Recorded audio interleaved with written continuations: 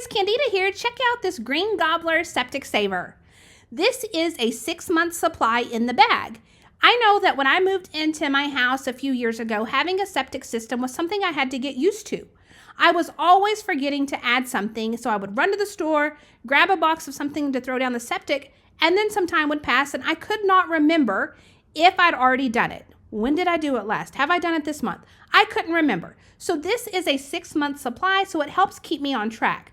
Not only does it keep me on track, it has an app to remind me that it's time to add this to my septic system. So for me, that is a huge win. I need to be reminded, I get busy and I forget to add it. So having the app has been a great feature. Now this, all we've got to do is tear it open and it will be resealable. So once it's been cut open, all we've got to do is open the pack, we can pull it apart and grab one of the pods out.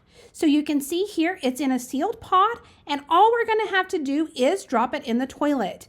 So it's simple to do. We drop it in. We don't have to pour anything, get anything on our hands. We drop it in and flush and we're done for the month.